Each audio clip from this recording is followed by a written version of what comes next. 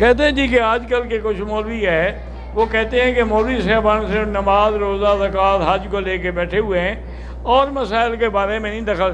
بھئی ہم نے تو یہی سوچا ہے کہ اسلام کی بنیاد یہی مسائل ہیں۔ بنی الاسلام علی خمس، حضور نے فرمایا اسلام کی بنیاد 5 چیزوں پہ ہے۔ سب سے پہلے شہادت اللہ الہ الا اللہ، پھر اقام الصلاۃ، ایتاء الزکوٰۃ، صوم رمضان، حج البیت۔ تو ہم تو وہی بیان کر رہے ہیں جو حضور نے بتلایا ہے۔ آپ کو کوئی نئے مسائل آتے ہیں جو حضور نے نہیں بتلائے، کسی اور نے بتلائے، تم جانو، تمہارا کام جانے۔ ہم تو بہرحال وہی کہیں گے جو حضور نے فرمایا ہے۔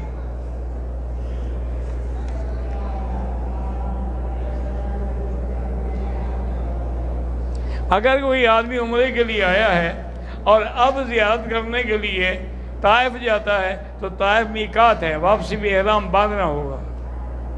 نہیں باندھے گا تو حنفی مسلک میں تو دم پڑ جائے گی۔ البتہ باقی ائمہ کہتے ہیں کہ اس کی نیت نہیں تھی تو دم نہیں پڑے گی۔